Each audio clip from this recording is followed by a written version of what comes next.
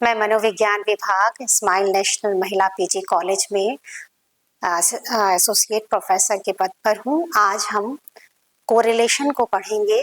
Correlation या सहसंबंध, ये क्या होता है सहसंबंध, इसको हम कैसे कैलकुलेट करते हैं, टाइप ऑफ कोरिलेशन, ये सब हमारे आज का ऑब्जेक्टिव है पढ़ने का। तो आज हम शुरुआत करते हैं सबसे पहले कि कोरिलेशन क्या होता है। कोरिलेशन जैसे आप जान रहे हैं, यहाँ संबंध शब्द का उपयोग हो रहा है। कोई भी जो दो वेरिएबल हैं, कभी भी हमारे पास साइकोलॉजी में जब हम काम करते हैं, रिसर्च कर रहे हैं, तो वेरिएबल का जिक्र आता है। तो दो वेरिएबल, क्या इनके बीच में कोई रिलेशन है, क्या कोई संबंध है? अगर मैं इसको कैलकुलेट करती हूँ तो ये जो टेक्निक है ये सहसंबंध कहलाती है। तो सहसंबंध दो चरों के बीच में संबंध को दर्शाता है।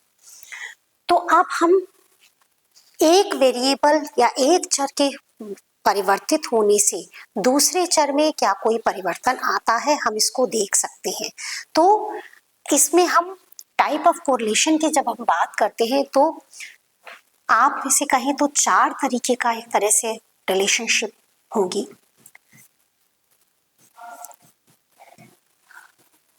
पहली है पॉजिटिव,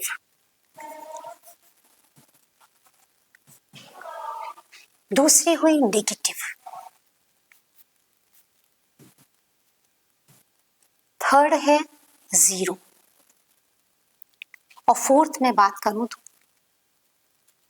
कर्वी लीनियर।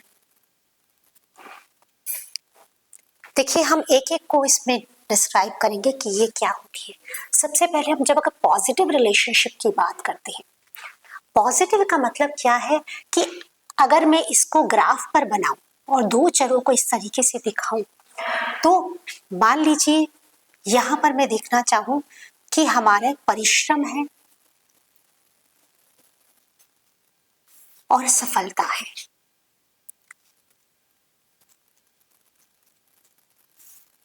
अगर मैं इन दोनों के बीच में रिलेशनशिप देखना चाहूं, तो जैसे हम यहाँ पे देख रहे हैं ये बढ़ रहा है और यहाँ भी ऐसे ही बढ़ता है ग्राफ में।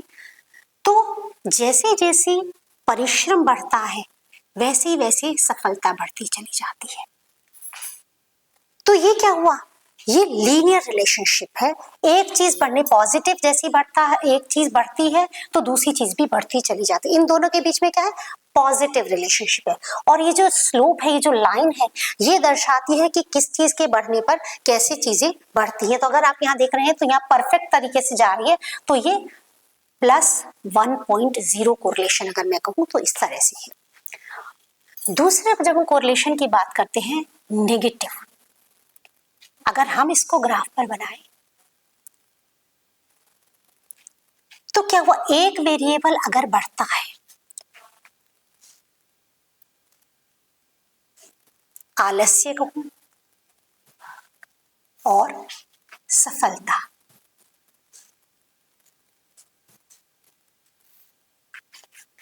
अगर आलस्य कम होगा सफलता बढ़ेगी, ज्यादा होगी। जैसे जैसे आलस्य बढ़ता चला जाएगा सफलता हमारी कम होती चली जाएगी। तो ये रिलेशनशिप क्या है, ये नेगेटिव रिलेशनशिप है। तो आप ये देखिए कि यहां पर ग्राफ ऊपर जाता है, यहां पर ग्राफ नीचे जाता है। तीसरे तरीके के कोरिलेशन की जब हम बात करते हैं तो जीरो कोरिलेशन का मतलब, जीरो का मतलब क्या है कि दोनों जो चर हैं उनके बीच में कोई भी संबंध नहीं है। अगर मैं ये मनाना चाहूं कि हमारी हाइट और इंटेलिजेंस में क्या संबंध है, तो ज्यादा हाइट वाले लोग ज्यादा इंटेलिजेंट नहीं होंगे या ज्यादा हाइट वाले लोग कम इंटेलिजेंट नहीं होंगे। हमेशा जो इंटेलिजेंस को अगर हम देखें तो इंटेलिजेंस का पैमाना हाइट नहीं होती।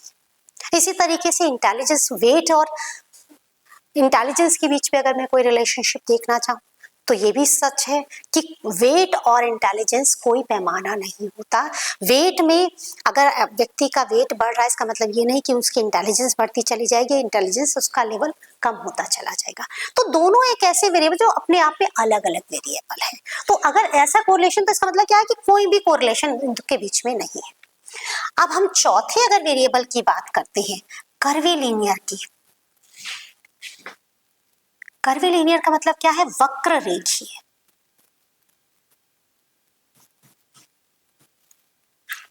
हम सब लोगों ने म्यूजिक में एक ताल लेकर चलते हैं, ढोलक बजाते हैं। तो जब हम ढोलक बजाते हैं तो हम सबसे पहले क्या करते हैं? ढोलक को कसते हैं और कस के उसको देखते हैं, और जब ढोलक को हम रखते हैं, यूज कर लेते हैं, उसको ढीला करके रखते हैं। उसके जो तान है उसको हम उसके जो ताल है, साइड के जो पोर्शन है उसको हम ढीला कर देते हैं। ऐसा हम क्यों करते हैं? क्योंकि अगर हम ढोलक के तारों को, उसके अंदर जो डोरी लगी हो, उसको अगर हम टाइट नहीं करेंगे तो आवाज ढोलक की ठीक नहीं आती। उसके जो साइड में बजने वाले चीजें हैं साइड का, वो नहीं ठीक से बजता है, आवाज अच्छी नहीं आती। फिर हम ढोलक को टाइट करते हैं, उसमें रिंग्स लगे तो उससे टाइट करते चले जाते हैं। एक पॉइंट के बाद हम अगर बहुत ज्यादा टाइट कर देते तो आवाज अच्छी नहीं आती। तो आप ये देखिए कि ढोलक की आवाज और उसके स्ट्रेस में एक रिलेशनशिप है। जितने भी म्यूजिक के इंस्ट्रूमेंट हैं, सबसे पहले हम उनको साधते हैं, चाहे हम सितार बजाएं, चाहे हम तबला यूज करें, वहां पर आप देखिए कि सबको साधा जाता है, सब पे एक ऑप्टिमल लेवल का स्ट्रेस रखा जाता है। तो ये रिलेशनशिप, अगर मैं ये कहूं कि आपके स्ट्रेस में और परफॉर्मेंस में,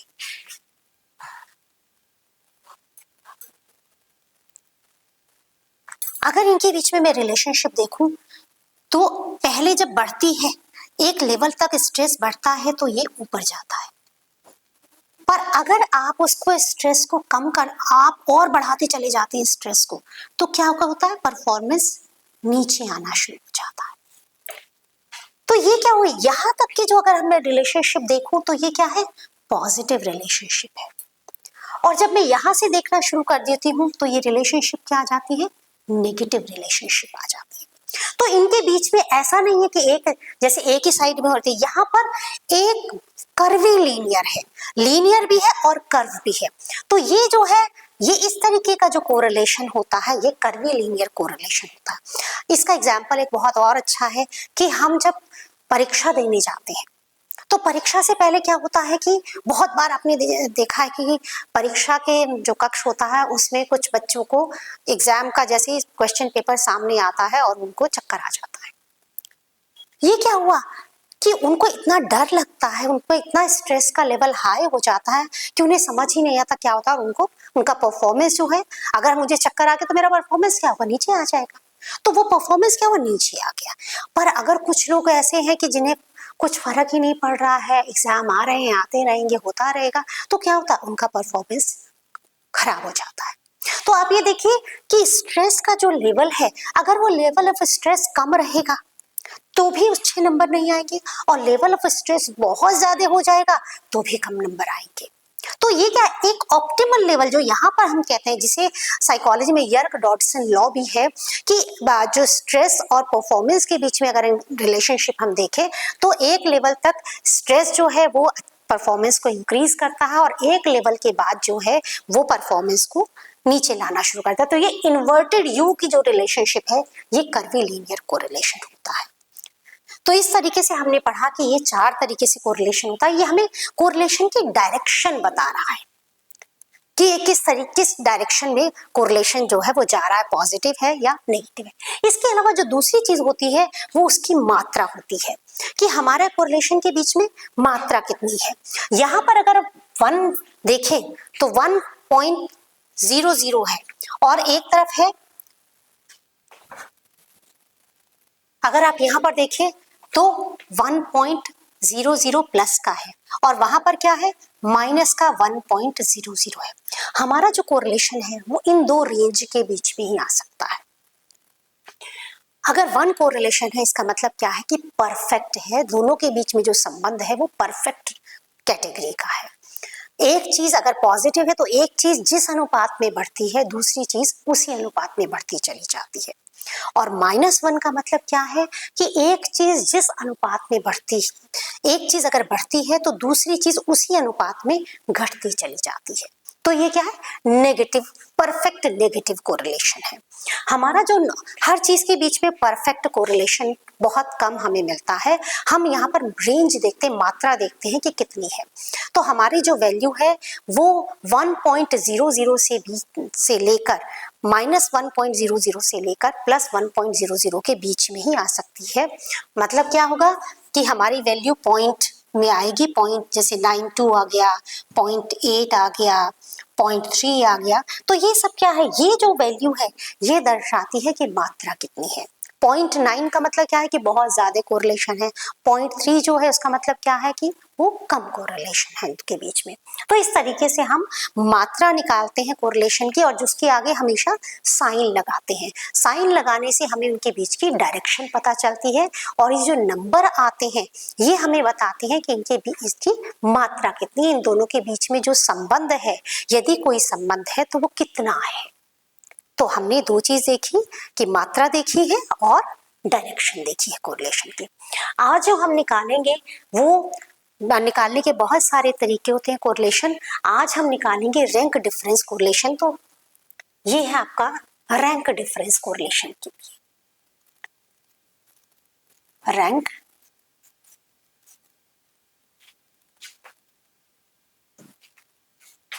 कोरिलेशन।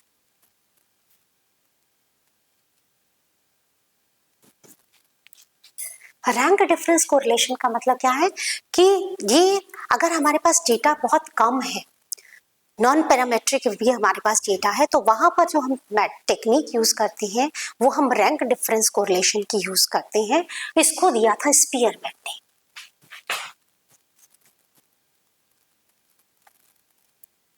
इसको हम कहते हैं रो कहते हैं। इसका सिंबल जो है वो इस तरीके से लिखा जाता है।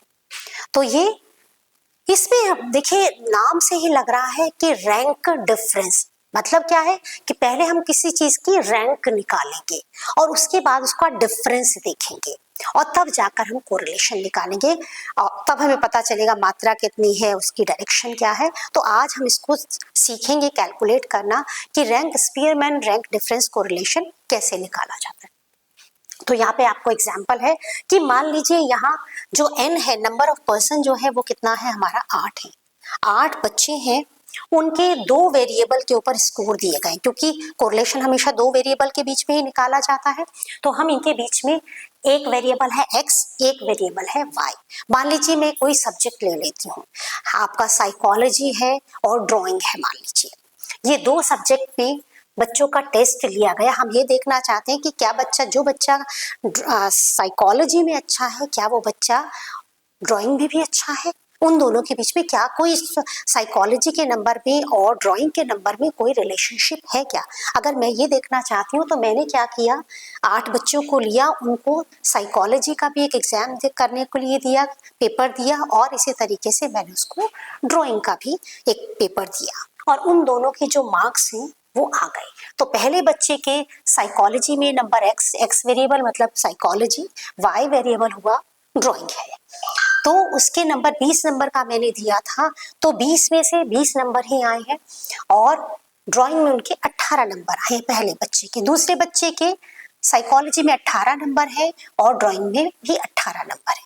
तीसरे बच्चे का साइकोलॉजी में 17 नंबर है और ड्राइंग में 13 नंबर आए हैं।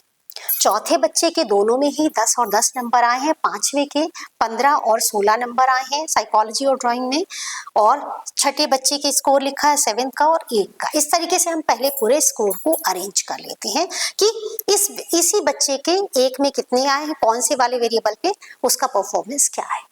अब हमारा काम शुरू होता है कोरिलेशन निकालने का। सबसे पहले हम क्या निकालते हैं, रैंक निकालेंगे। रैंक निकालने के लिए देखिए रैंक किसको हम देते हैं सबसे बड़ी। अगर हम सबसे पहले ये देखेंगे कि वेरिएबल क्या है। यहाँ पर वेरिएबल है हमारा साइकोलॉजी में और ड्राइंग में मार्क्स। तो जिस बच्चे के भी सबसे ज्यादा नंबर आएंगे वो फर्स्ट पोजीशन पर होगा। मान लीजिए यहाँ पर वेरिएबल हो जाता, आपने कोई रेस लगाई है, कहीं पर दौड़ में भाग ले रहे हैं और आपको कितना समय लग रहा है, तो वहां पर क्या होता, आप जितना ज्यादा समय लेंगे आप उतने पीछे आएंगे। तो सबसे पहले हमें ये देखना है कि हमारा वेरिएबल क्या है। तो यहाँ पर क्योंकि हमारा वेरिएबल क्या है, हमारे सब्जेक्ट, किसी सब्जेक्ट के टेस्ट में मार्क्स हैं, तो फर्स्ट और सेकंड रैंक किस चीज पर डिसाइड होगी, सबसे पहले हम ये चीज देखेंगे। तो फर्स्ट रैंक डिसाइड होगी यहाँ पर ज्यादा नंबर पर, तो जिस भी बच्चे के ज्यादा नंबर होंगे उसको हम पहली रैंक देंगे। तो हम सबसे पहले क्या देखेंगे, पहले हम एक्स वेरिएबल को देखेंगे। एक्स वेरिएबल को ढूंढना शुरू करेंगे कि कौन से बच्चे के सबसे ज्यादा नंबर आए हैं। तो हमने यहाँ जब इनको देखा तो ये देखा कि 20 नंबर सबसे ज्यादा है, तो इसका मतलब क्या हुआ, इसको हमने क्या दिया, फर्स्ट रैंक दे दी। अब हमारा पहली रैंक चली गई है, अब दूसरी रैंक पे आते हैं। दूसरा हमने देखा कि 19 नंबर है, तो इस बच्चे को हमने सेकंड रैंक दे दी। अब तीसरा देखते हैं, फिर स्कैन करते हैं तो 18 है, 18 को तीसरी रैंक चली गई। उसके बाद 17 आए, 17 को चौथी रैंक चली गई। उसके बाद 15 है, 15 को पांचवी रैंक चली गई। उसके बाद 15 के बाद हमारा आता है 12, 12 को छठी रैंक चली गई। उसके बाद आता है 10 नंबर, 10 को सातवीं रैंक गई, और एक बच्चे के 9 नंबर है तो वो कौन सी रैंक पर आया, 8वीं रैंक पर आया। तो क्योंकि 8 बच्चे थे, 8 ही हमें रैंक देनी है, ये हमने उसको रैंकिंग कर दी। अब हम दूसरे वेरिएबल पर आते हैं। दूसरा वेरिएबल है हमारा ड्राइंग का। अब हमने यहाँ पर देखा कि इसमें बच्चों की क्या पोजीशन है, तो हमने ये देखा कि यहाँ पर 2 बच्चे ऐसे हैं जिनके 18 नंबर है।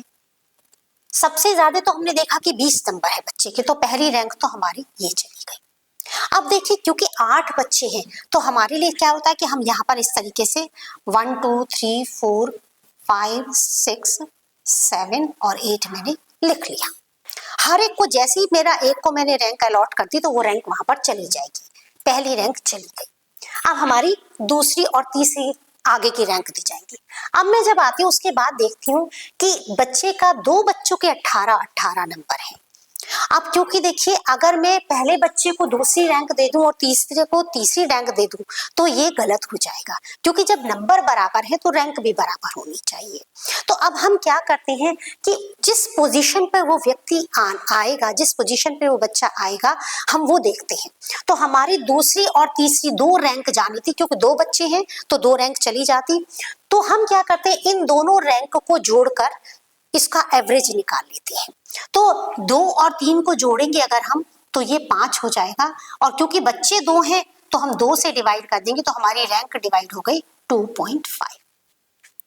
तो हम क्या करेंगे, इस बच्चे को भी 2.5 देंगे, इस बच्चे को भी 2.5 देंगे। अब हमारी रैंक कितनी जा चुकी है, पहली 3 रैंक हमारी चली गई। अब उसके बाद हम चौथे बच्चे, अब हम देखते हैं कि चौथी रैंक क्या होगी। अब आप यहाँ पर देखिए कि यहाँ देखा जब आपने तो अगला 18 के बाद नंबर है 16, तो 16 वाले को क्या चली जाएगी, चौथी रैंक चली जाएगी। ये हमारी चौथी रैंक खत्म हो गई।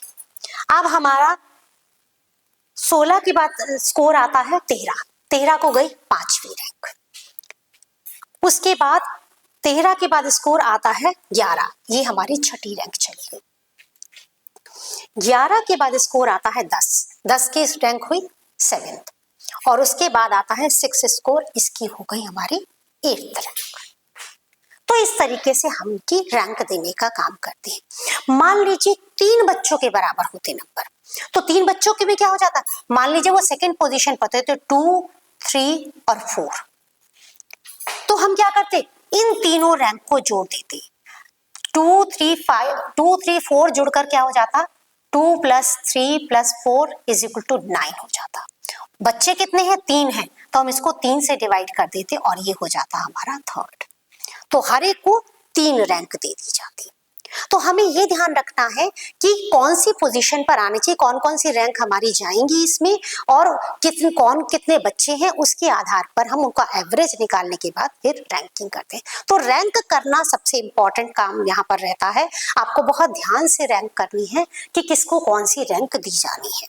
मान लीजिए पहले ही 2 बच्चे आते, मान लीजिए फर्स्ट और सेकेंड पोजीशन पर 2 बच्चे आपके होते, तो अब हम कैसे रैंक देते? तो 1 + 2 = क्या हो जाता? 3 को 2 से डिवाइड करते तो 1.5 और 1.5। तो दोनों बच्चों को हम क्या रैंक देते? 1.5 और 1.5। तो इस तरीके से हमें पूरी को रैंक को करना होता है। अब हमने जब रैंक कर लिया, उसके बाद अब आप देखिए कि हम इसको और आगे कैसे बढ़ेंगे। यहां तक हम रैंक दे चुके हैं। अब हमारा अगला जो स्टेप होता है वो होता है डी निकालना। D = R1 - R2। ये हमने रैंक दी है, ये R1 है, ये R2 है। तो हम क्या करते हैं, D निकालने के लिए इसमें से हम इसको माइनस करेंगे। तो आप ये देखिए कि यहाँ पर इस बच्चे की रैंक 1 है और यहाँ पर इस बच्चे की रैंक 2.5 है। तो हम 1 में से 2.5 माइनस करेंगे तो ये माइनस का 1.5 आ जाएगा।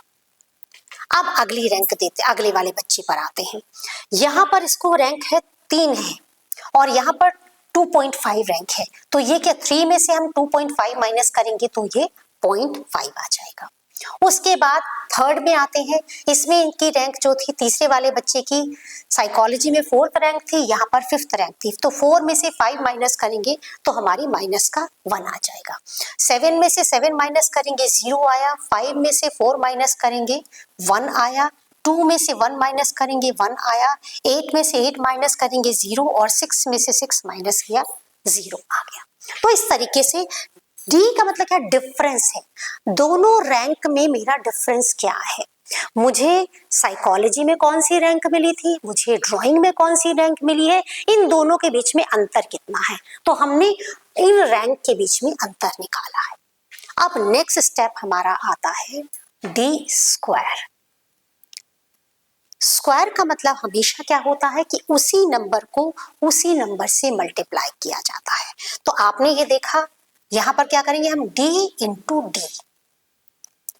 यहां पर हमारा d कितना है, 1.5 है। तो हमारा अगला कॉलम डी स्क्वायर क्या होगा, 1.5 को हम 1.5 से मल्टीप्लाई कर देंगे। जब हम 1.5 को 1.5 से मल्टीप्लाई करेंगे तो आंसर आ जाएगा 2.25। क्योंकि कहने को माइनस का था, हम ये जानते हैं, ये मैथमेटिक्स का रूल है कि माइनस को जब हम माइनस से मल्टीप्लाई करते हैं तो वो प्लस आ जाता है। तो माइनस और माइनस जब मल्टीप्लाई हुआ तो वो प्लस आ गया। तो ये 2.25 प्लस का हो गया। अब 0.5 को हम किससे मल्टीप्लाई करेंगे, 0.5 से। 0.5 को 0.5 से मल्टीप्लाई करेंगे तो 0.25 आएगा। ये हमें डेसिमल का नंबर पता है कि डेसिमल जो है दोनों में एक पोजीशन पर था, तो अगले में क्या होगा, 2 डेसिमल से 2 पोजीशन हो जाएगी तो 0.25 हो जाएगा। ये सारे मैथमेटिक्स के रूल्स हैं कि डेसिमल के नीचे हमेशा आपको ये भी ध्यान रखना है कि आप जब नंबर लिख रहे हैं तो कैसे डेसिमल के नीचे हमेशा डेसिमल लिखेंगे। अगर हम ऐसा नहीं करेंगे तो क्या होगा, हमारा कहीं ना कहीं कैलकुलेशन में गलती हो जाएगी। तो ये हमारा, इसीलिए देखा यहाँ पर हमने 0.25 रखा। इसे आप इससे आगे 0 करना चाहें तो आप इसके आगे 0 लगा दें। तो इस तरीके से ये हमने, अब अगला वाला आया 1 को आप 1 से मल्टीप्लाई करेंगे तो 1 से 1 मल्टीप्लाई करने में 1 ही आता है। तो ये आपका 1 हो गया। उसके बाद आपने 0 को 0 से मल्टीप्लाई किया तो हमेशा 0 ही आएगा। फिर 1 को 1 से मल्टीप्लाई किया 1 आया। 1 को 1 से मल्टीप्लाई किया 1 आया। 0 को 0 से किया 0 और 0 को 0 से किया 0। यहाँ पर दोबारा से ये वाला आया था कि माइनस था, -1 को जब -1 से मल्टीप्लाई करेंगे तो प्लस का 1 हो जाएगा। अब हमें क्या करना है, अगला हमें करना है sigma D square. Sigma D square का मतलब क्या होता है कि डी स्क्वायर जितने भी थे उन सब का हम टोटल करते हैं। तो आपने ये जितना भी डी स्क्वायर निकाले थे इन सब का हम टोटल करेंगे। 2.25 में 0.25 1 0 1 1 0 0 ये हम जोड़ते चले जाते हैं। ये कुल मिलाकर आया 5.5 0। ओके, तो ये हमारी कैलकुलेशन यहाँ पर कंप्लीट यहाँ तक के लिए होती है। अब हम फॉर्मूला लगाएंगे।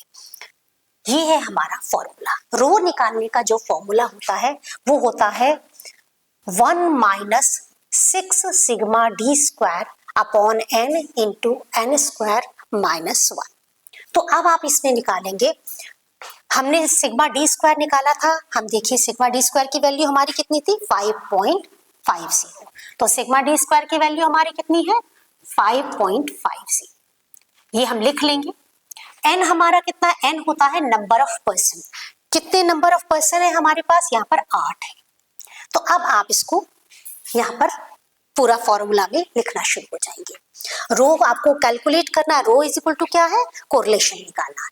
तो 1 माइनस, यहाँ पर फॉर्मूला में क्या लिखा है 6 sigma D square. 6 sigma D square का मतलब क्या है कि जितना भी सिग्मा डी स्क्वायर आया है आप उसको 6 से मल्टीप्लाई करेंगे।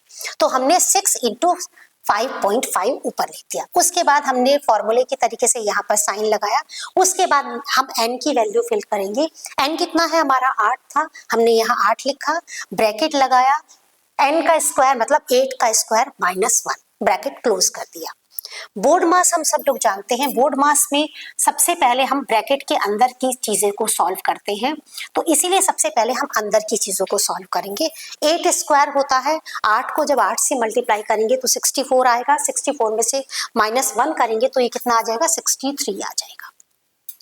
अब हम क्या करेंगे, 63 को आप 8 से मल्टीप्लाई करेंगे। जब 63 को 8 से मल्टीप्लाई किया तो इसका मतलब ये आया आपका 504। अब हम आगे का सॉल्व करते हैं। तो हम क्या करेंगे, यहाँ पर पहले इस चीज को सॉल्व कर ले।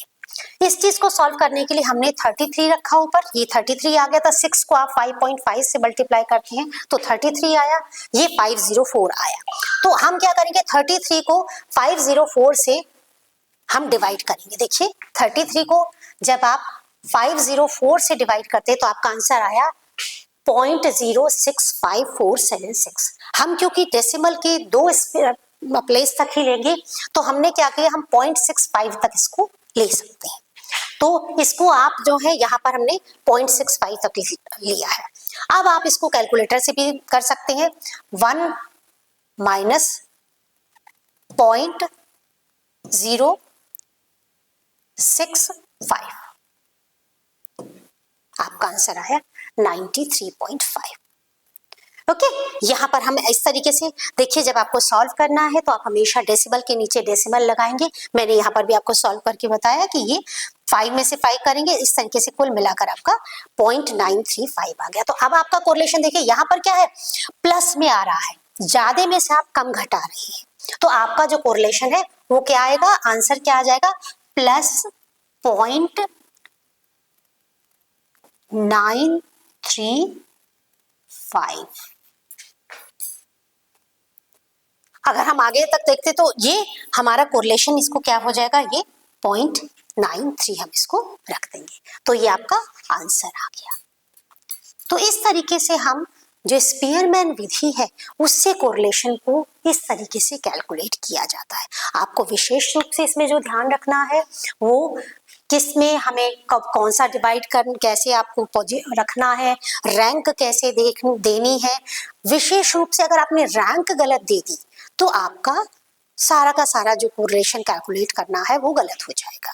तो आपको रैंक बहुत ध्यान से देनी है, और रैंक को ध्यान से देखते हुए कि कहीं 2 लोगों के बराबर नंबर है या 3 लोगों के बराबर नंबर है, तो उसके आधार पर आप रैंक को बहुत ध्यान से दीजिएगा, और उसके बाद तो आपको पूरा फॉर्मूला लगाना है।